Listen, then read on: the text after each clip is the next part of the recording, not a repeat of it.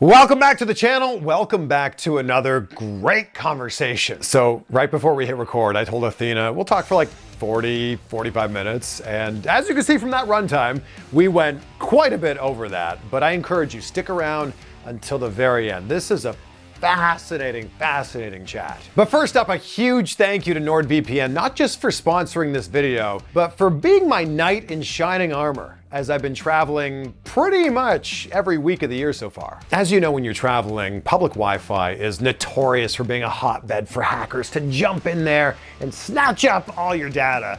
But I love having the peace of mind with NordVPN that my data is protected when I'm uploading videos like this. It is incredibly easy to use, whether it's on your phone or on your computer, and it is super fast. I love that you can access content from anywhere. It just takes one click. Open up the map, click on a location, and you'll be connected in seconds from one of 59 different countries just by changing your virtual location. So the sneaky good thing about this is you can find services for a lower price. Or if a streaming service isn't available where you live, it does now. Just change your virtual location. One click. NordVPN is awesome, and they want to show you, I want to show you just how awesome they are. So we've teamed up together. If you go to nordvpn.com/CVV or just use the code CVV, you'll get a huge discount plus free threat protection and an additional month for free. And look at that, it's just $3.16 a month. What? I said it's $3.16 a month.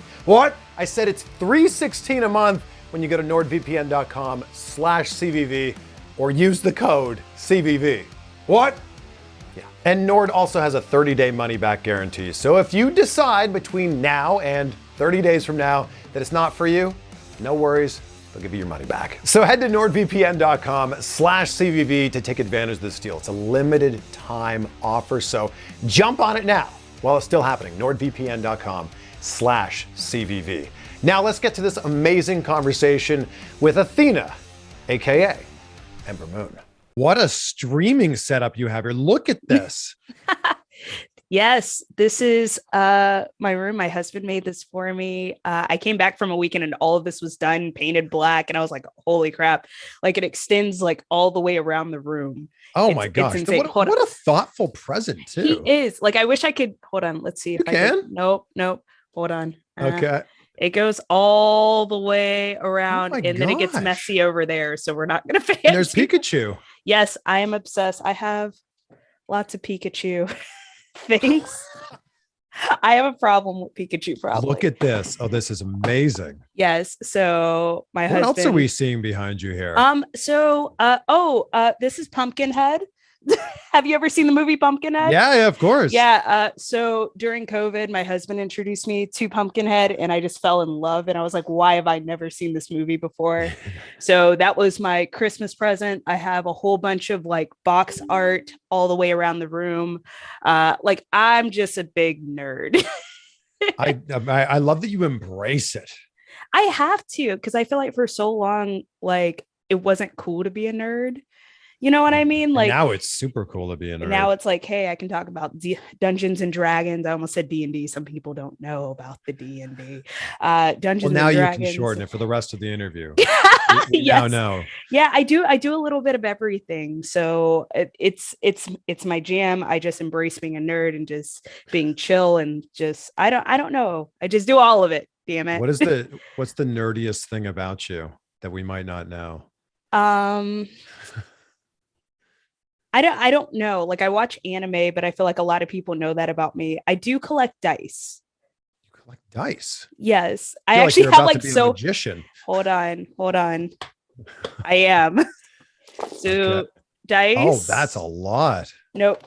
This is just one out of many boxes that are actually in this room right now. Hold on. I'm trying not to spill everything. Dice. Oh my gosh. What is it about dice? Sometimes they go to dice jail when they roll like all the wrong things.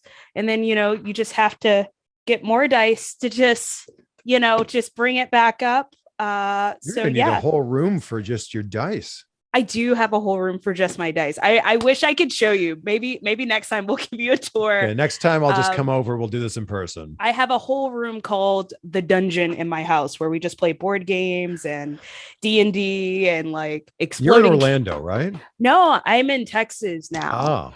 I've been in Texas for about 3-4 years. Where in Texas? Dallas. Oh, perfect. Yeah, just in the middle of everything. So my flights aren't too long. Yeah, you're flying American Airlines all the time, aren't you? Oh yeah. Oh yeah. Got those what do we call them? Points, miles? Yeah, the advantage miles. Yes. I only know this because I'm an American flyer as well, and I in DFW all the time.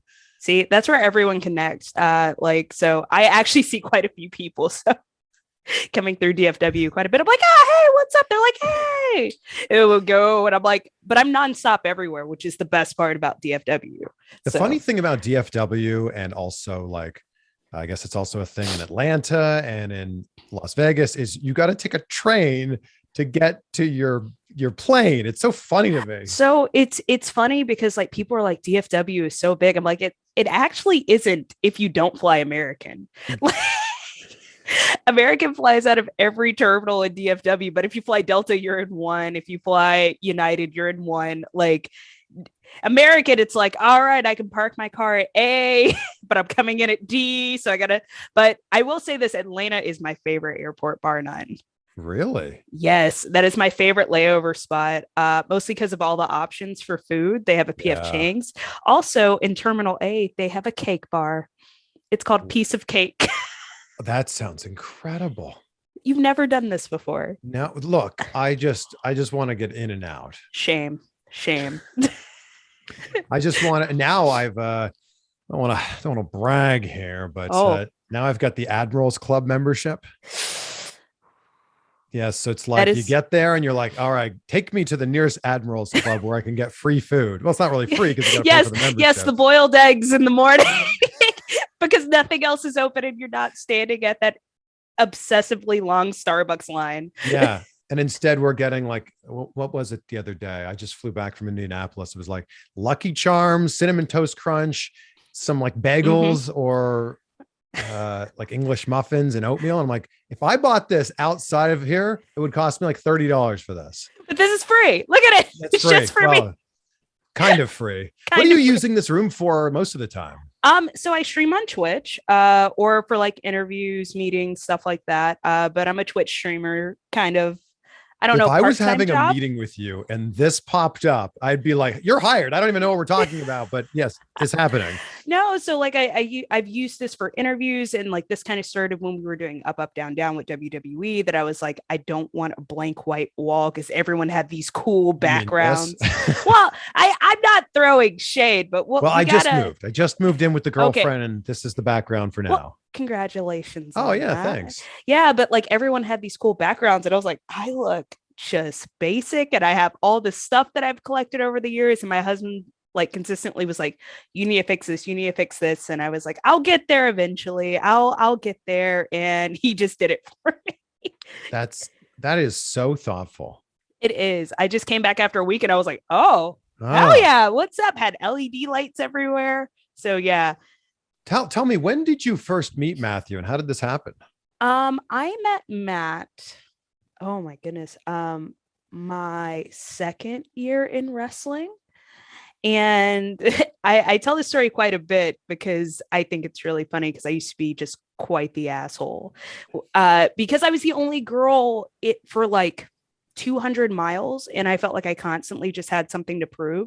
We met at wrestling training, to put a little context on this, right? And I remember Matt at that time, we were around the same size, height, with all of that stuff, and they would pair us together for drills. And I remember Lance Hoyt or Lance Archer was coaching at that time, and that's who we were training with. And he was like, all right, you two, we're going to do this drill where you hit him 3 times and then he's going to hit you 3 times. And I remember being like, okay, I'm going to show this new kid what's up, being very new myself. And I just blasted him on every shot.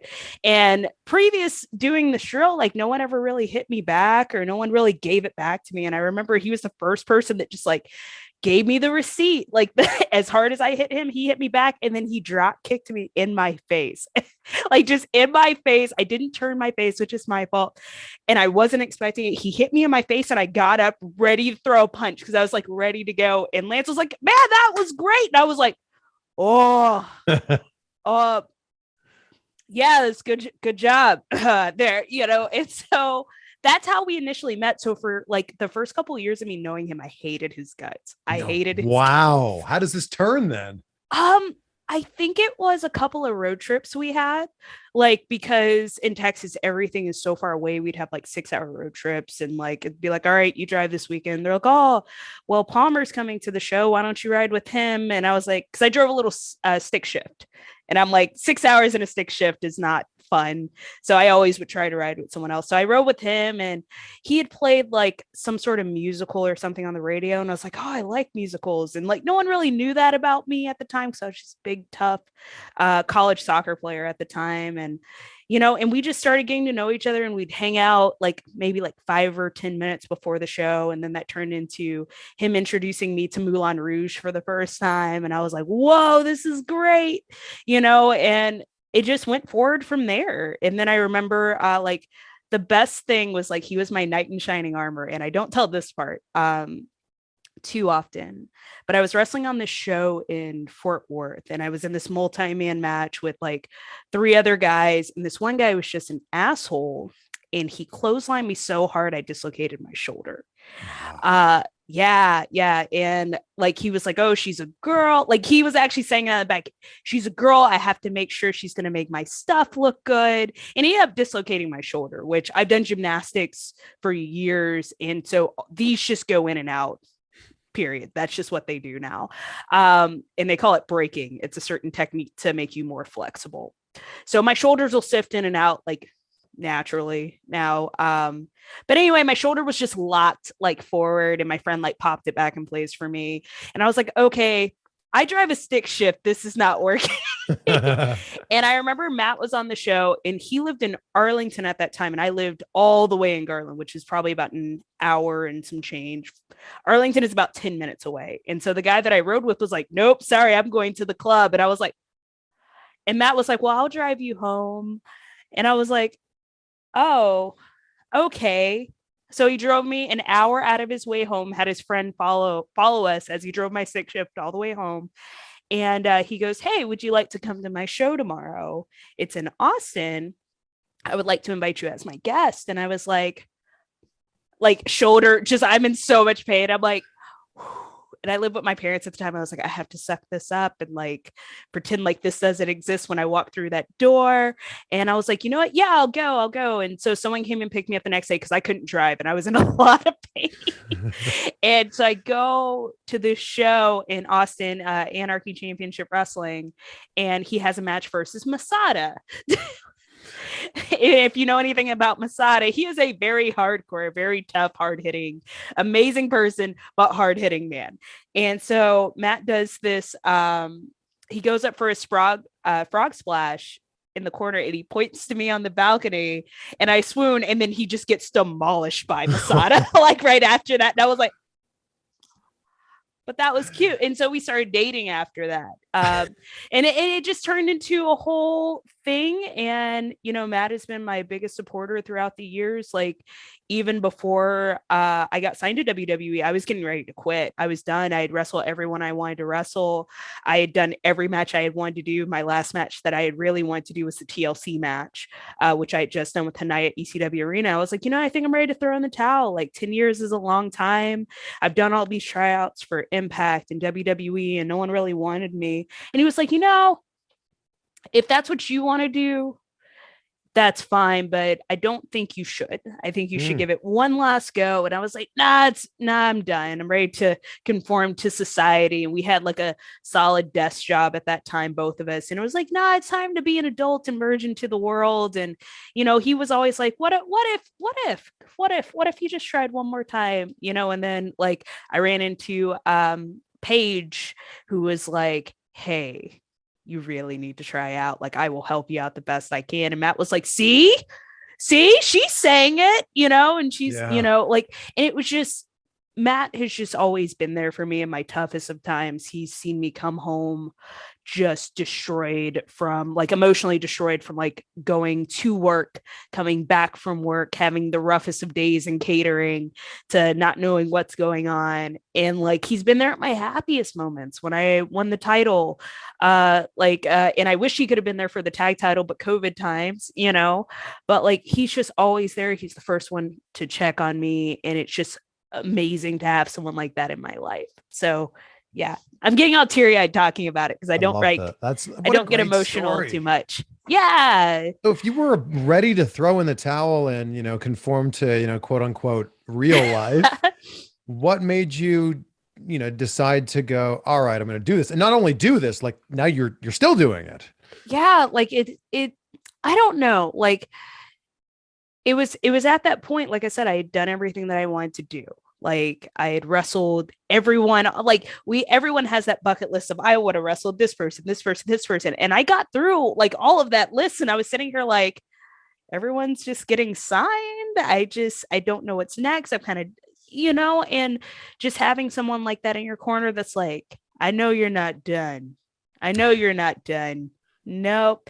But like I said, we had a really good paying job. We worked for citizenship and immigration at that time, helping process citizenship work, processing the American dream, as they say, as corny as that sounds. But yeah, like I was just kind of done because I don't know, like I didn't ever really want to be like some of the other women wrestlers that were around that had never gone anywhere, never made it anywhere. And they were just like, I love this so much that this is what I want to continue, and I just didn't feel like I still had that same love at that time.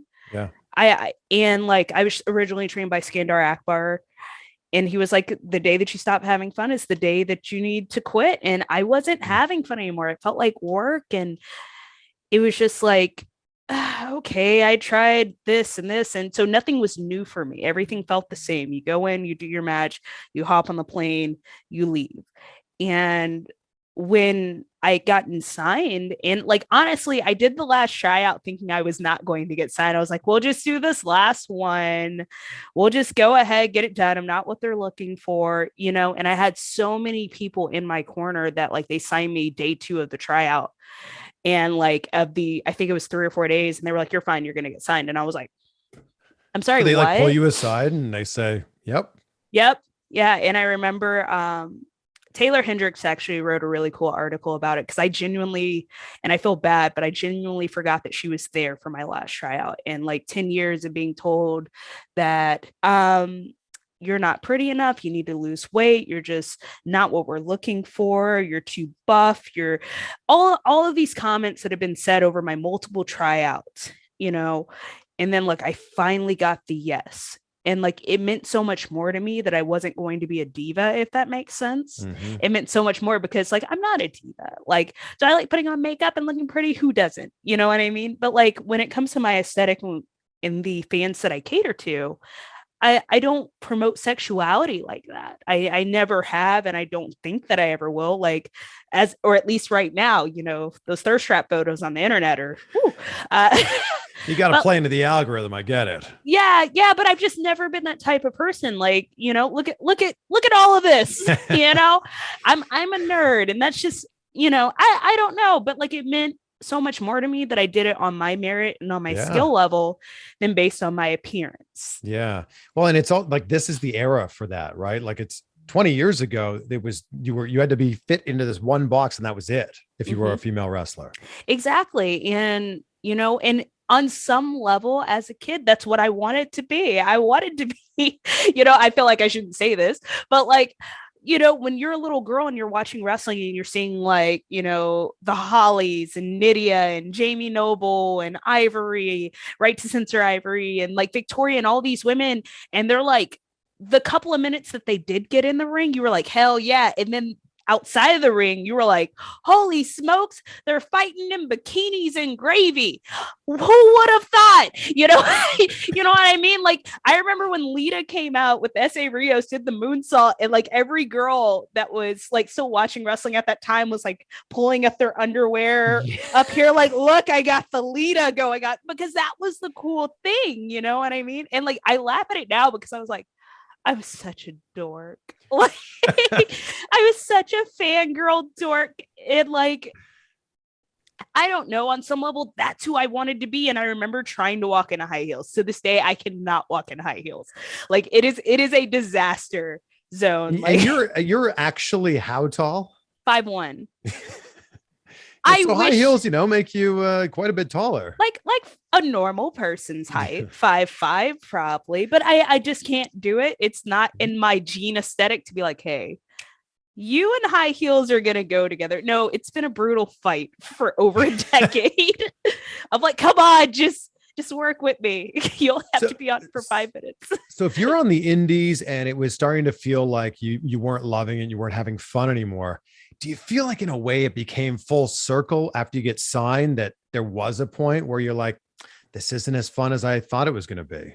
Oh, yes. And okay, we're going to talk about it. I feel like I need to talk about it just to get it off my chest and to get it out there in the universe, because my last 4 months was just one of those moments that I wasn't having fun anymore. And it started with Shotzi being gone and Shotzi being drafted. And I remember like thinking, like, I was sitting at home and I got a phone call saying, hey, we don't want you to be upset, but Shotzi just got moved to SmackDown and she is debuting with Tegan Knox as a tag team. And I just was sitting there and I was like, I was playing D&D, the most beautiful day of my week, and I'm getting this phone call about how Shotzi's been drafted. And I was like, oh my God, I'm so happy for her. And then like the tag team thing popped out and I was like, but we're the tag team and we have merch and we're doing fun things. And we had just finally gotten into our groove of the banter. And it was just like, but they're like, don't worry, we have stuff for you. And I was like, okay, cool. And I remember like going to Hunter, and Hunter was just like, I have no clue what's happening. We'll figure it out together. And like, that was like so much of what I needed at that time, because no one really knew what was happening. You know, Bailey had gotten injured and I know Shotzi and Tegan were going to do dark matches for a tryout anyway, and they were like, well, we already had these girls here. Let's throw them out there. But the problem I had was kind of like some of the newer writers were like, coming from Raw, coming from SmackDown, we had no idea you and Shotzi were a tag team. And like, just sitting there, and just a lot of WWE backstage is having to play the game of like, oh yeah, man, it's cool. We get it. We're down here at NXT. It wasn't like we weren't front page of .com or anything when we won the titles, but that's fine. Yes, and you're just having to I guess eat the shit sandwich and smile with shit in your teeth a lot of the times, because it's all about not making waves. And it's just like, okay, yeah, it's fine, cool. Yeah, I bet you didn't know we were a tag team. Look at Shop, look at this, and it's just like, okay, cool. And it was like, me and Hunter and the head writer at the time, we had all came up with, we're gonna do a heel turn for me, because that's something new, that's something different. And during this process, we wanted to do like a losing streak, or at least that was my thought, is let me do the losing streak. I see all these new faces coming through here. My part of my job at NXT was to help new talent on TV, which I get that. I've been around for a very long time, and I've been doing this like 16, 17 years at this point in time. And it was like, and I love this business so much that I didn't mind. I was like, hey, let me go on a losing streak. Let me get super frustrated and let me turn. Right. Yeah. And I remember, okay, this is a great idea. We got ABCDF. We're going to do your first feud with this person or this person. And then the first match happens and then I'm off TV for 4 weeks. And then I'm like, okay. They're like, don't worry. We got this. Then like Hunter disappeared. And then I was supposed to do a match with Saray, and I ended up getting a rash on my arm, and I had an allergic reaction to something that they thought was something else, so they pulled me from the match. And I was like, okay, cool, whatever, that's fine. All right, we're going to keep trucking. They're like, hey, we'll do this match next week. And then another 3 weeks later, they're like, hey, we're going to do this match. That match gets pulled from TV. And then, one of the head coaches goes, hey, will you do me a favor and work 205 Live with Cora Jade? We really like her. She's a sweet girl. We really think this would be a fun match. You two are in the main event of 205. And I was like, okay, cool. That sounds great. Like, I'm never going to say no to having a match on TV, regardless of where it's airing or whatever like that. And me and Cora go out there and we have just a fun banger of a match. And they're like, yeah, you guys, and they go, you're turning in this match, but we want to make it subtle. Right. So they kind of turn me, but they don't. And then there was like a lot of, I don't know, confusion on what was supposed to happen. And then some kind of way, I remember going online to be like, did Ember turn heel? Did she? And like that, I was like, I don't know if I turned heel or not, and then off TV for 3 weeks. And I have the match with Mandy, and they're like, we're finally pulling the trigger on this. And I get a note that week saying, hey, in 2 weeks, we need you to dye your hair fire colored again. We need you to get the red contacts. You're going back to the old Ember Moon character. This is per Vince. And we want you're going to turn heel, but you're going to turn heel as your old character. We're trying to get the old music and all that stuff together. And I was like, all right, great. This is great. So I go home, get my bottle of whiskey. I'm dyeing this hair because I have to hand dye that myself. It takes an astronomical amount of time. You do it all yourself? Yes, I dye my hair extensions. That fire colored ombre takes a minimum of 8 hours. Oh my gosh. It is extremely tedious. And like, mind you, during COVID, my dye supplier actually shut down. So I'm having to find different colors, and I'm spending a fortune on this hair. And 2 weeks later, I show up to TV. I'm like super motivated. I'm happy. And I'm like, okay, it's finally looking up for me. Just wait it out. Just wait it out. And I remember Ryan Katz and I went and filmed like a kind of demo of kind of the vibe that I wanted. And I was like, and he's like, this could be awesome. I come back. I get the video ready. I'm ready to show everyone after TVs. And they go, hey, we got some bad news. And I was like, I'm sorry, what? I got this video. No, Vince is pulling you off TV indefinitely. What? And I just kind of sat there and I was just like, what did I do wrong? And he's like, you did nothing wrong. And I was like, I have done everything that you guys have asked me. I have gone over and above. Like, I can't express to you, like, when they put me and Shotzi in a tag team, everyone backstage knew, like, I'm not a tag team person. I hate tag teams because there's just too many moving parts. And it's not that I hate tag team wrestling.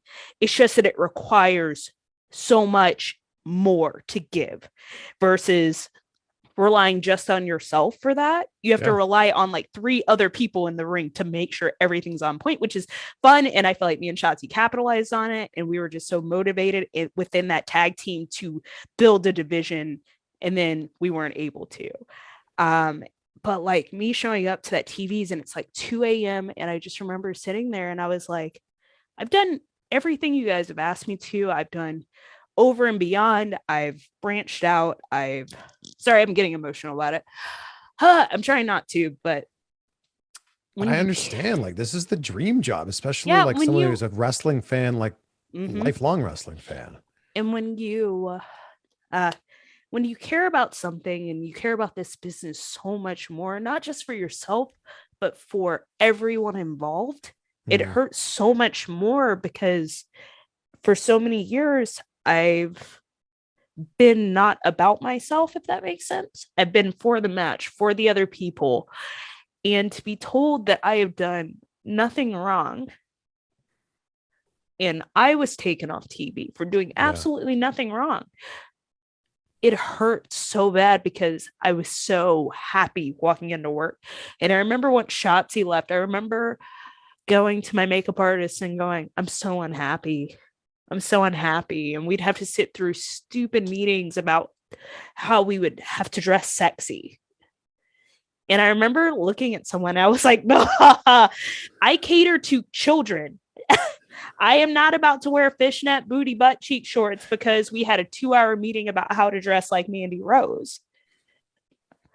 That's not fair. Not everyone is going to be Mandy. Mandy is absolutely phenomenal and she is an amazing person, but not everyone is Mandy Rose. And that's like, I started seeing this downslope as soon as Hunter was gone. And like for the first little bit, we didn't know why he was gone. We just knew he wasn't there, you know? And so it became this, like, I got so angry. And I remember sitting there and I was like, I did nothing wrong. I didn't piss off Vince. I said, you take Shotzi away from me. Now Hunter's gone, you know? And I said, like, you guys promised me this wouldn't happen. You guys promised I wouldn't be lost in the shuffle. And I said, I went on this losing streak to help you guys out, to help build other talent so I could get a reward. And they were like, well, not everything's lost, Ember. You know, we still want you to come and help out the next generation, maybe teach a class. Maybe, you know, do some PC Lives, which is the student show in front of no fans. And I'm just like, so you're taking me off TV and you're trying to make me a coach. And I just remember like laughing and I was like, you know what? I said, if I've done nothing wrong, I said, you can cancel all my flights. I said, I'm not coming to help these people that do not care about what I do. They only care about the paycheck that hits their bank account. They're not passionate like me. I'm not going to come up here and help these people that don't care about what we do when there's no benefit for me. Yeah. When I've done nothing wrong, when I've given you my entire right side of my body between my elbow surgery and my Achilles surgery, I've given you this entire side for no reward, not even a thank you. And like, you want me to coach, you want to take me off TV to come coach. And I remember just like sitting there a moment and I got teary eyed just like that. And he's like, are you okay? I go, no, I'm not okay. I said, this is what you can do. I said, I'm not coming up here to coach. I said, I'm not coming up here to do your PC shows. I said, I was supposed to come to NXT to repackage and then go back up to main roster. That was supposed to be within the year, but yet I'm still here. You took Shotzi away from me. I said, I have nothing to go off of. I said, so I'm going home. I said, cancel all my flights, cancel all my hotels. I said, if you have a flight there and you have no creative for me, I'm not getting on the flight. I said, I'm not doing this anymore because I am going to snap. And it's either going to be on you or it's going to be on a talent. So I am going to go home. And I said, you leave me there till you have something for me. And I said, and even then, I said, I need to approve the creative before I hop on the flight. And it's the first time I've ever pulled this card. And I remember thinking, I think I just quit. The entire time I was like, oh, buddy, for 3 months, you've been saying like, yeah, I think I'm going to quit today. Yeah, I'm going to quit today. And then I actually did, I think. And I remember just kind of getting real small and quiet. And like, I was yelling because I was so angry.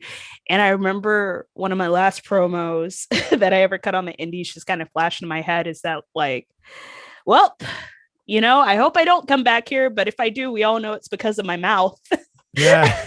And I remember that flashing in my head. And I just kind of laughed to myself and I was kind of crying. And I had gotten a couple. The worst part about this is that on some level, I knew that I was leaving. I had already gone and bought an extra bag and kept it in the locker room so I could pack all my stuff and leave. Like it had been there for like a month. And I was just like, I'm so unhappy. Like I see where this is going between the booty butt cheek shorts meeting and like them telling girls to alter their gear to make it more revealing. And some people were very uncomfortable with that. And they were like, nope, this is what they want. You got to do it. It didn't matter how that person felt. And I was like, this isn't what I signed up for anymore. This isn't about the wrestling. This isn't about the art that we create in the ring. This is turning into everything that I left on Raw and SmackDown. And you could just see it. The pity parties started forming in the locker rooms and the jealousy and the cattiness. Well, why is this person on TV? And why is she can't do this? And da-da-da. And I just was sitting there and I was just like, I'm an adult. I can't deal with this high school bullshit. And I'd be like, guys, it's okay. You know, and I'd be that locker room leader because if I didn't, it would just go into the negative zone and no one would be able to have any type of positivity, and everyone would hate the job that we have all worked so hard to be at, you know?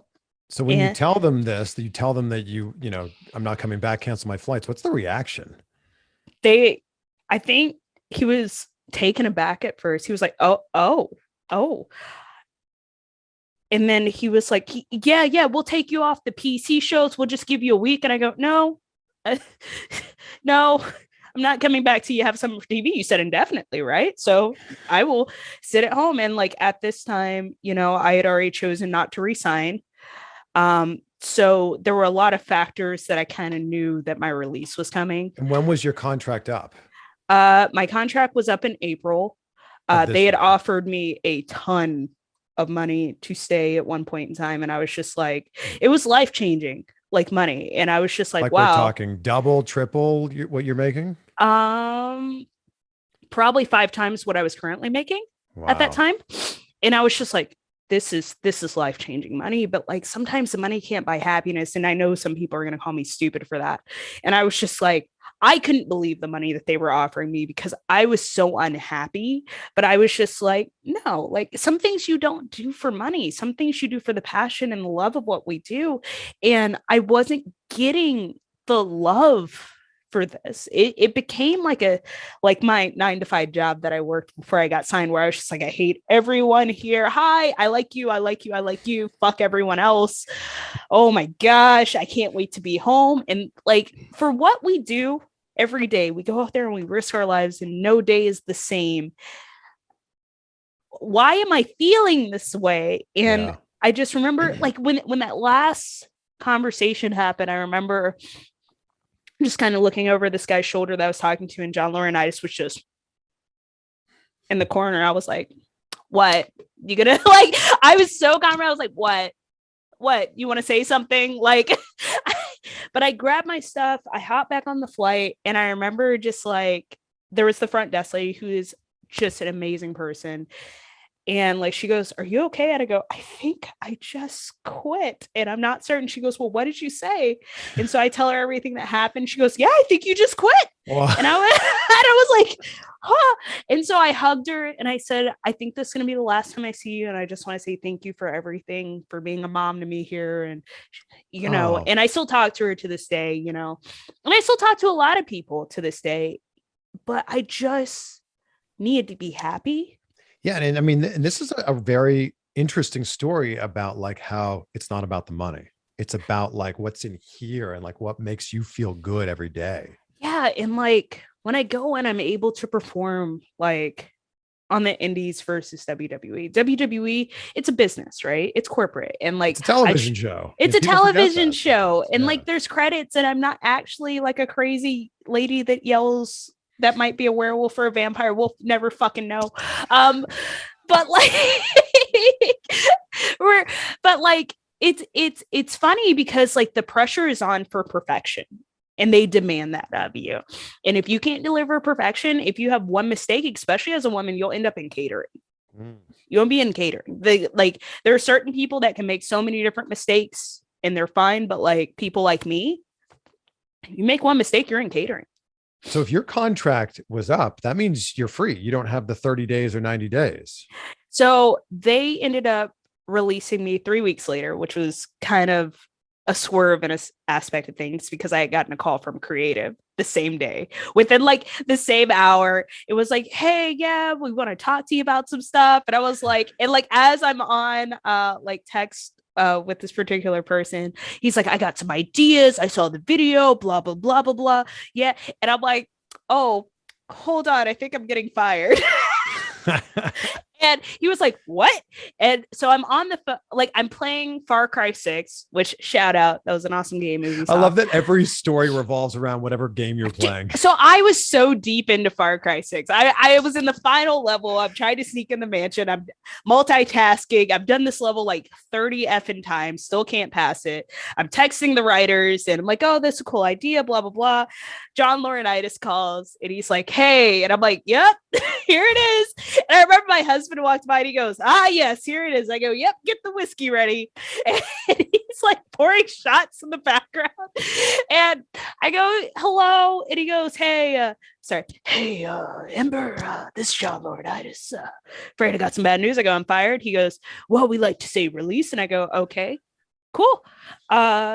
He's like, do you have any questions? I go, nope, not a single one. Now going full circle of seeing that wrestling movement come through, us having these banger ass matches and Triple H believing in the women's wrestling for what it was, which was wrestling. To take the women's out of it, it was wrestling. Yeah. And us being given the platform to go out there and kill it every show. Sorry. And then like seeing the transformation once Hunter was gone, seeing the meetings of what you need to wear, how you need to act. And like Mama was done when they said, hey guys, you know, this is how you should look when you go to the grocery store. And I was like, oh, so how do fishnet booty butt cheek shorts factor into Walmart? Where did this shift happen? Because you were so over in NXT. So it was literally Shotzi left. And then there was this weird period because a whole bunch of people got drafted and they weren't expecting them to be drafted, I think then. So there was this whole shift. But when Hunter was gone and out of the picture, that's when all this started. That's when shift. I feel like even like in NXT, you're red hot. And then I feel like you go to the main roster and like this always seems to happen where you kind of lose some of the momentum that you have. And I think it's because it's a whole different staff. Like I will attest to that. It's a whole different staff. You're having to learn who the writers are for you. The writers are having to learn who you are because no one knows who you are. And they very much so make you feel that way. And they very much so tell you that. Like when I debuted on Raw after Mania, they were like, all right, they might not pop, kid. They might not know who you are. Just don't take offense to it. And I was like, what? I just was. And so your heart is sinking, right? But I think it's because there's so many people backstage at Raw and SmackDown within that writing staff that don't really know who you are. They know, oh, you were on TakeOver, but they don't know you as a character. They don't know you as a person. And it's kind of starting all over again when you get to Raw and SmackDown. And I think that that's why so many people struggle in that transition. Like, because one, they might see you and they're like, okay, wow. Yeah, you're not this warrior vampire thing. You're just a straight baby face. Smile, cheese, like hug and kiss babies. Or they could be like, hey, we're gonna make you into I don't know, like the Karrion Kross stuff, like where he already had this rock star assassin killer vibe, and then they're like, you're gonna be a gladiator, and you're like, what? Huh? He still talks about how terrible that helmet was. I at one point in time just was like, or you could be like Retribution, who was not told who they were until they unmasked. Look, we could go down the list of all the people. I think Keith Lee's another example. Yeah, like I feel like on some level they need to have some form of writing staff that crosses over both ways. And I think and look, this is me from the outside looking in, but it feels like if you're on Raw, like Raw is the priority and that's what you watch, and that's what you work on. And like, why would you bother watching SmackDown or NXT? Because this is the show you're on. As a talent, it was immensely hard to watch any other show than the one you were on, because so if you're on Raw, you're doing live events during Fridays, which means you can't watch SmackDown, right? You're not going to see NXT because that's a travel day for you. You know what I mean? You're certainly not watching it live. Yeah. Yeah. And by the time you're able to sit down and watch it, sleep is more of a priority than watching wrestling, because you've been surrounded by wrestling for the past, I don't know, 5-6 days at that point in time. And we also live in a time where you could just catch up on all the clips on social media too. Which is what I was doing. That's the only reason I could just focus. And I always talk about being able to enjoy wrestling as a fan versus being a worker, if you will. I can say wrestling again and it's fucking amazing. But watching wrestling as a fan is very important to me because of how I started wrestling, right? Yeah. Because I was bullied and I just I just fell in love with all the different characters and people being able to defend their ideals and beliefs and fight for what they believed in, right? So I, on some level, have to watch wrestling as a fan. Not only that now, but because so many of my friends are on TV, that like I want to be the person that supports them, despite my personal feelings, despite the fact, and like honestly, it's not even that personal, it's business at this point in time. Like, because if you have someone that's not wanting to work anymore, let him go, right? Like I get that, like, and I am more lucky than and more fortunate than some of my other friends that are not able to get out of their contracts and stuff like that as well. But I have crazy to me, by the way. Like, someone doesn't want to be there. Nope, sorry, you got to stay here anyway. Well, I think they're afraid of the talent that they possess and they can take elsewhere. Yeah. And perhaps that's why you were offered such a pay raise, because they're like, at that point in time, a lot of people were jumping ship. Yeah. And it was literally up until maybe, I want to say August, September, like July, August, they were still trying. And I was just like, and I remember telling them, is like, look, I would love to sit here and take your money, but you haven't given me a reason to stay. And I remember that being my point of dispute with them. And it was just like, I want to stay. I want you to make me stay. But I was seeing everything that was going on at AEW. And I was like, that looks fun. That looks like what I thought I was going to do. Like, you know what I mean? Yeah. And I was like, hold on. And like, and for a while, like we couldn't even talk about it backstage because they were like, oh, you shouldn't be watching the competitor. And I'm like, how do you expect us to outshine them? How do you expect it? But like, it was different because I wasn't watching for film. I was watching because I was like envious of what was happening there. And I remember like I would text Dustin from time to time on occasion, and the only thing he would respond back is, I'd be like, hey Dustin, how are you? He goes, we sure are having fun over here. And I'm like, I see that you're having fun, Dustin. How are you? How's life? Don't rub it in, and it like Dustin was one of those people that like, when I was on Raw and SmackDown and still trying to figure out my identity within that new roster that I was being jumped into, he was the only one that would sit there and he would give me character advice on like, yeah, you need to do this, you need to do that. Fuck what they say. You need to do this. And like, that's fucking gold dust, bro. That's the ultimate character. My man survived throughout everything. And he's like, and like on some level, I was like, it's fucking gold dust, take it. And like, you know what I mean? And it's just like, he took such an interest in my character work where no one else would. Yeah. And so like, it was, I saw him, and then like my friend Leva is like, I'm just having a great time over here. And then like, just seeing genuinely how happy everyone was. Well, look, you're free now to go wherever you want to go. And like, well, that's up to them technically, Well, sure. And well, like, you're right. It takes two to tango. I think I've been very open on, just being like, hey, whoever offers, let's do it, because like, I just want to wrestle and have fun, and I think I've done a good chunk of that since I've been back on the Indies. Well, for sure. What do you think you can do now as Athena that you couldn't do as Ember? I have more knowledge now, and that's the one thing I am super thankful for, being able to work under Hunter, Sean, Matt Bloom, Sarah Amato, Norman Smiley, Robbie Brookside. Like, there's so much knowledge. Terry Taylor, like, I have to say Terry because I've said he's right too many times for me not to say his name. But there's so much knowledge within the Performance Center that I wish I would have gotten on the Indies, because I traveled around the world to try to get that knowledge, but it was just all in one place, and being able to manipulate a crowd, being able to do crowd work within the match, pacing. Those are things that I think that set me over the edge now, along with being Athena and being Ember Moon, I guess are two different people for me, because Ember is very calculated and cold and very methodical, where Athena is just basically like, fuck it, I'm the woman of 1,000 moves, come through and see me. Athena is all attitude, like, but being able to bring that knowledge and intensity back with me, along with the crowd work, which I really feel like I was struggling with when I was on the indies, is like invaluable. Yeah, every time I see someone who has been in WWE back on the indies for the first time, their crowd work is always so good.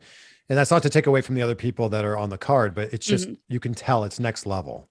Yeah, and I feel like without WWE, I wouldn't have had that. Like, I maybe would have paused here and there, but like it's learning how to build a match based around your crowd reactions is different than just building a match, right? Because Yeah. you can still do all the crazy stuff, but if you get no pop, what?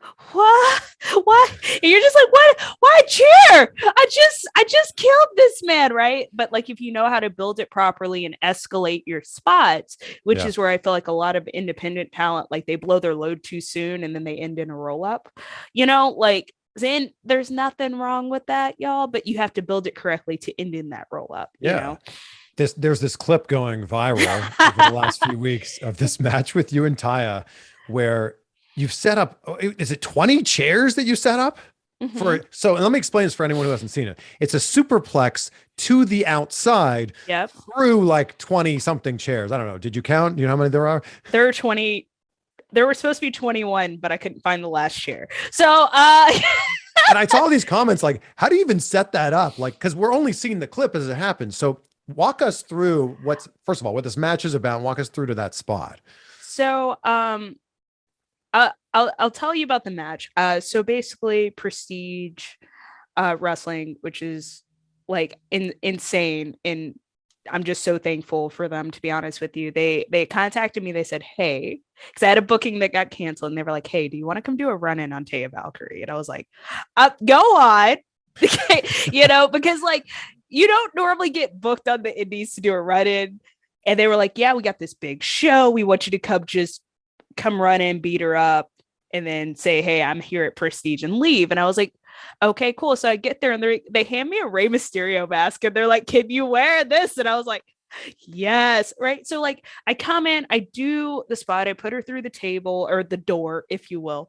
And I remember like being like, okay, here we go. And I remember taking off the mask, and like the crowd freaking erupted to the point where I was like teary-eyed. I was like, you remember me, and so like, and it was just like, and that went viral. Like, that went viral worldwide, that I appeared at this company. And so he was like, screw it, we're gonna announce the match. Like, I don't even think we had actually physically booked the date yet, and he was like, main event next show, Taya Valkyrie versus Athena. And like, the crowd just like lost it. Like I said, it trended worldwide, and it was just like, holy crap, I didn't realize that like two people that had a lot of shortcomings within WWE could get such massive, I guess, support from the fan base around the world. Like, especially on the indies, I feel like that's a rarity,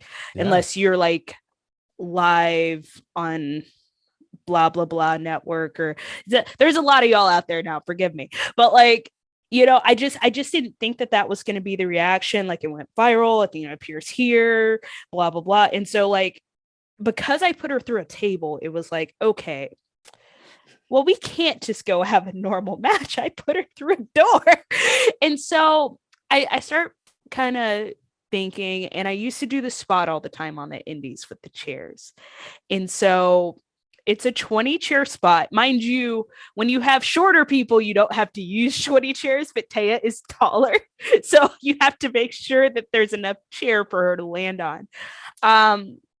So she builds the first half.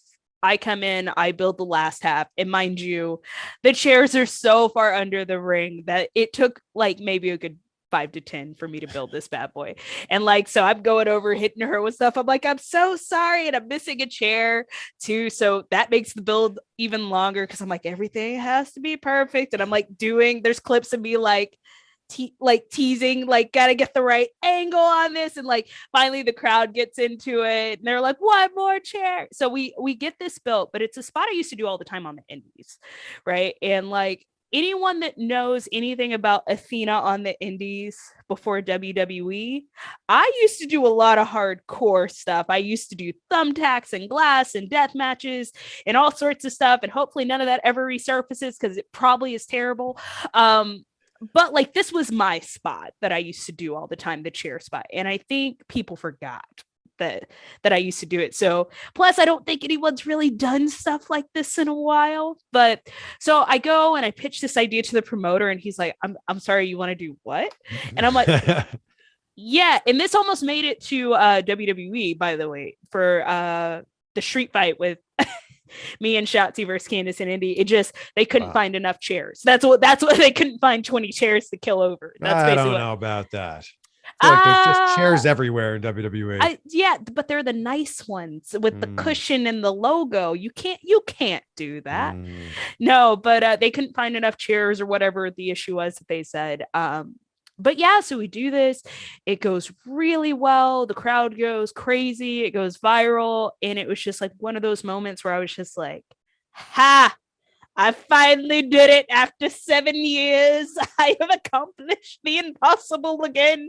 You know, like, I don't know. And like, I was kind of amazed that people forgot that I used to do this all the time. I think, I don't know. It's weird. Well, I think the thing is, you did it before as Athena, then the world got to know you as Ember, and now you're back as Athena, where there's a lot of people who didn't know you before WWE. Yeah, and it's weird because they're the ones that I feel like are like why would you do this? Why would you do this to yourself? And I'm like, no, I'm fine. See, I'm so fine. Is it like, and this might sound like a dumb question, but is it a relatively safe spot? Mm-hmm. So the reason why you have to have the 21 chairs, so the way you build this up is you have 10 chairs on the bottom, you have 2 chairs flat right here, and then you put the 4 on top. So you kind of make a chair pyramid, right? Yeah. And the only thing you're landing on are the seats of the chairs. Pretty much. So as long as your base is stable, you'll hit and then everything should collapse. Right. But you're landing on essentially, I feel like I'm giving away the trick to this and I feel bad, but I'm tired of the backlash from it.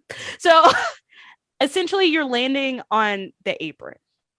That's it, because it's as tall as the apron. Right. So everyone always says, oh, it's super dangerous. It's super unsafe. It's crazy. And I'm like, no. It looks great. Yeah, it looks crazy. It is crazy, but I'm not landing on concrete. And I think like something to be noted is that there was a death match, I think 3 matches before us, where they're going through glass and barbed wire and all of this stuff. And I'm like, but y'all didn't say nothing about that. Yeah. You know what I mean? I did a crazy chair thing and I don't know. It's weird. It's because it's you. You know that. Well, yeah, but it's because people think they know you from being Ember for all those years. I think on some level, like, I remember there were times where they were like, oh, girls, don't fall over. And I'm sitting here like, I remember it was such a fight to do the eclipse off the ladder. That was a fight.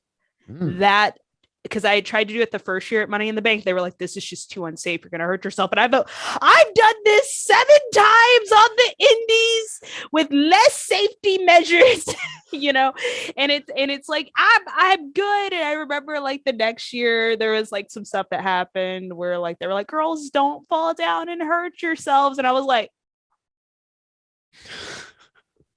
who are you talking? Like, I was like, I've done dumber stuff. Like, and I feel like because WWE is so careful and like, mind you, they don't want us to get hurt. Yeah.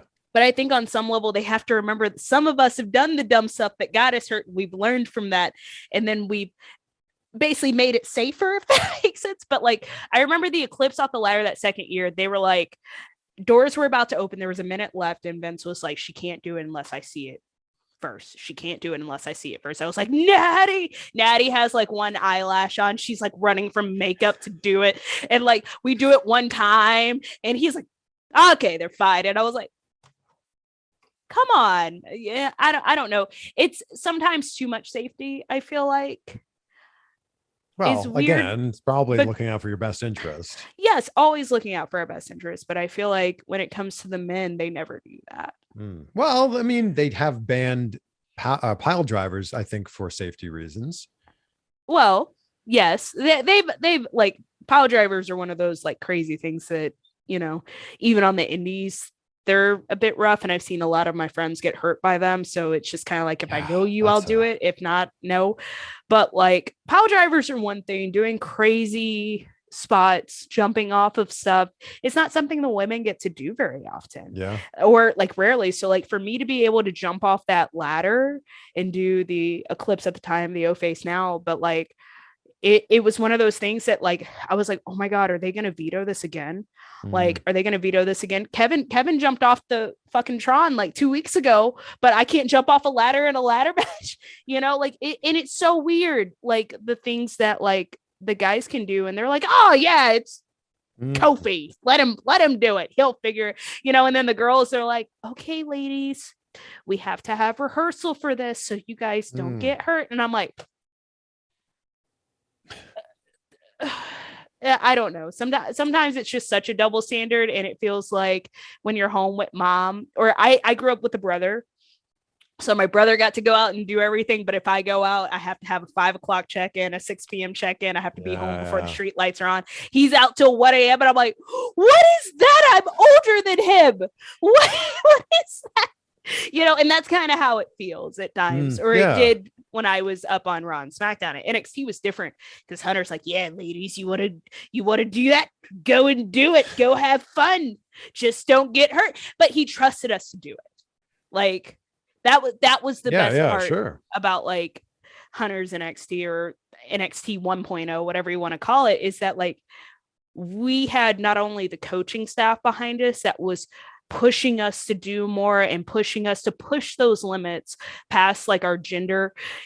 We just had so much support from every avenue to do what we wanted to do. Yeah. And I felt like as soon as Hunter's presence was gone, they were like, whoop, all right, ladies, you got 3 minutes. Your time's going to get cut, baby. So go as fast as you can. And I was like, like there's sometimes you just laugh because at that point in time, I remember saying, hey guys, because I've been on Raw, I'd been on SmackDown, and NXT 2.0 was just basically Raw and SmackDown, but with a whole bunch of people that were being thrust on TV that were learning as they go, you know, which isn't a bad thing because a lot of people have just skyrocketed into stardom because of that. Well, it's sink or swim, right? Like some people have skyrocketed and some people I feel like were exposed because they were on TV and they weren't ready. Yeah. And I think you're going to see a lot of that still because they gotta figure out who's going to work and who isn't going to work and who can adjust on the fly. And that's part of what Raw and SmackDown is. If you can't change a finish of a match through headset 5 minutes into a match, we don't need you here, which has happened to me. And that was the worst thing ever on TV is having to switch. I can't even imagine like you're selling something and the referee's like telling you a new finish now. That's happened, and I remember going, that's the most panicked I had ever been in a match, I think. And are you sure? Yes, I'm sure. But are you really sure? So the finish had changed so many times before we got in the match. And then when we got in the match, the finish changed again. And then they wanted aftermath with me and someone. I'm not going to say the situation because I feel like everyone will figure it out once that happens. But it was just like, what, huh? Fuck, I guess so. All right, come on. And you're trying to adjust to get there, and the match turned out great. Thank goodness, or else we would have been in catering. Seeing a theme here. With all this said, in this story about the 20-chair superplex, is wrestling now fun again for you? Yeah, absolutely. I feel like for so long I've just craved creativity without a filter, if that makes sense. And I'm getting that, not only getting to do that, getting the support of not only the backstage hands that help out with stuff, the companies that are putting on these matches, but the fan base again. It's like I'm getting the support of the people that I thrive in front of with, and like it's weird because like I find myself, Athena was always the bad guy, the heel, and like Ember was the baby face, which is so weird and flip-flopped on some level. But like it's hard for me to be the bad guy because the admiration is there, the support is there, and there's nothing better than knowing that everything you did caused someone to elicit a response the way you wanted them to. And I feel like indie fans are just far more appreciative and understanding as far as like understanding, like when you go through 21 chairs, how crazy that is, right? Not to mention I had to hop on a red eye and go halfway across the world from Portland to Iowa to wrestle Swerve Shane Strickland the next night. So like I do stuff because I know it's safe for me and the other person, but knowing that I did have to go and wrestle in another main event marquee match the next night. I feel like people underestimated, like, hey, mama can still go and I can give you everything you wanted and so much more, and then do it the next night too. I'm going to sleep for like 5 days after that though. but like I've just been having fun. And I think that's what wrestling is. It's supposed to be fun and entertaining for everyone to enjoy. And I think sometimes in the chaos to make money and be fighting for a spotlight, which I feel like you genuinely shouldn't have to do unless it's showcasing your ability within a match, because a lot of it just happens backstage, that like wrestling just needs to be fun for everyone and all parties involved. And I'm having a blast. I am loving life. I am loving married life, being able to talk to my fan base more often on Twitch.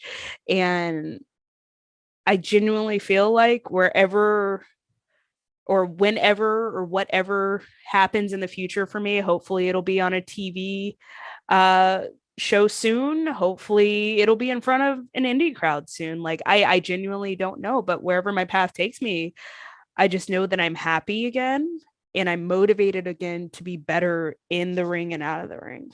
I love that so much. But if there was a point in time when you wanted to leave wrestling, is that still in you right now? Do you think like 2, 3, 5 years from now that I don't know anymore, because on some level I genuinely feel like I still have something to prove, right? And because I think a lot of the comments that have been made since the mass releases have happened again has driven me to that, because there are people that never got the opportunities that I did. Like I won titles, I got to travel around the world, I got to wrestle in front of the European audience, German, Italy. Like I've been and done everything that I could possibly do in WWE. Yeah. Are there people I want to wrestle? Absolutely. Were there goals I still wanted to accomplish? Absolutely. But if I look at my childhood and say, hey, I got to wrestle in WWE, I got to wrestle some of the best talent in the entire world, I got to win championships, I got to hang out with my friends, I got to do a lot of things, where is like I'm looking at some of these people that have kind of had similar paths to me, not the same, but that didn't get the same opportunities as me. And I try, and I say this a lot, I try not to bitch and moan, because it could be worse. I could have gotten there and then been released 2 weeks later. I could have gotten there and only had one TV match and then been gone, right? Like that could have been me. So like I find it hard to complain a lot of the times about the stuff, because when I look back at the checklist I had as a kid, it was be a WWE wrestler, win a title, make friends, travel the world on someone else's dime. And it's so funny that you say that, and then we look around you at all the things that you're passionate about in the room that is hung up on the wall. I don't see wrestling titles. I don't see wrestling action figures. That's my husband. Well, that's your husband. No, but like this. I just find that really interesting, and this happens a lot, where like you're passionate about wrestling, you want to be a wrestler, you love it, and then you get into it and you go, yeah, that's cool, that's my job. These are the things I'm passionate about now. So this is my office. This is one room of many fandoms in the house. So we have a Harry Potter guest bedroom. How many rooms are in this house? A lot.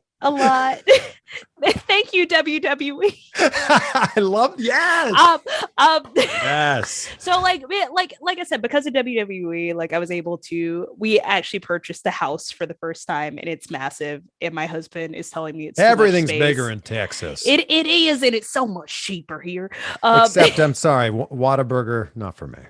It's okay. You're not the first person to say that. In-N-Out, far superior. Sorry, everyone. Well, like In-N-Out is In-N-Out, like Whataburger is Whataburger. Yeah, I don't think they're in the same caliber of fast food, but I do love Whataburger. So like, but I understand because most people are you from California or I live Canada? in California. I'm from Canada. Okay. So I have friends from Canada and California that do not like Whataburger. And it's those specific two. There you go. So, but like I have you live in a house with 19 bedrooms from the sounds of it. Sure. 19, give or take, maybe a lot less. But I have a Harry Potter room. I have a bedroom of villains. I have a Dungeons and Dragons board game room. But my gym slash bar area that we're going to make into a smoothie bar is the wrestling room. Right. And so gym and a bar together. My goodness. It was a living bar. Life. It was a bar. And then we were just like, we don't drink that much. So we made it a gym, and we're going to put a smoothie machine in there. But that is kind of where all the wrestling memorabilia goes. Okay. You know, so I do take pride in everything that I've accomplished. Yeah, of course. And I think that that's important on some level to say, like, because I feel like sometimes I don't want this to come off as me being negative toward WWE. It's just that how do I want to phrase this? When someone says that you are considered dead weight and you have given everything that you possibly could to make everything work, at some point in time, that person has to realize maybe you just underutilized or didn't know how to use the people that were in your employ. Yeah. Right. And like I said, I'm not throwing shade. I'm not being negative about it. I'm trying not to, because I'm genuinely happy. I think more than anything, I was just so angry about the way things transpired that like it led me to leave. And it's funny because like I consistently have to say, nope, we parted ways. It was mutual. Nope, we parted ways. It was mutual. Nope, it was very mutual. You know, like, oh, you got fired. Yep, sure. Let's go with that. That's easier because I'm tired of explaining myself. But hopefully this comes out, and I hope it looks at me back in a positive light. Right, that I was just like, I tried everything. I really did, and I was just fed up. You know, there's only so much you can do. Well, now, now the power's in your hands. So I'm so excited to see what's next for you.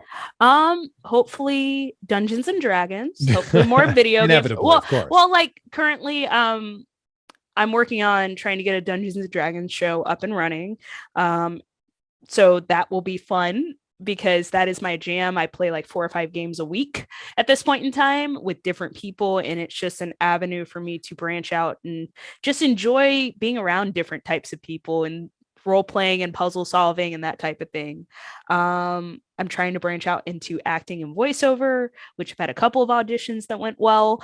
Trying to branch out more into video game and do mocap and stuff for that. I just dibble dabble in a little bit of everything. I actually run. You've got a lot of options in front of you. And I actually run a wrestling school too. So like I do everything that makes me happy now. And on some level, I wouldn't have been able to do that, or I wouldn't have had the confidence to do that without WWE. Like I still think I'm supposed to be appearing on MasterChef Junior at some point in time this season. So I've gotten to do so many amazing things, and like I'm very appreciative and I'm very thankful. But I think wherever my next step is and wherever that takes me, I'm just ready to tackle it 1,000%. And is it going to be wrestling? I hope so. If not, the sky's the limit at this point in time. Like I'm just being optimistic and taking it day by day, and I think that's the most important thing, because we just don't know at this point in time where the next gig is coming from, where the next paycheck is coming from, where my next match is going to be. And like day by day. Day by day. So I end every conversation with the same question. I think you'll enjoy this. I love gratitude. And I wake up every day, I say out loud 3 things that I'm grateful for. So I end every interview with this. So what are 3 things in your life that you're grateful for right now? My husband, my cats, and just my optimism and positivity. So There we go. Thank you so much. What a great conversation. Thank you for your honesty about everything too. thank you. No, sometimes it's really hard for me to just kind of break the shell a little bit. And I feel like it's kind of been long enough, and I'm just ready to move on and move past it. And like there's no hard feelings either way it goes. Like, Yeah. so yeah.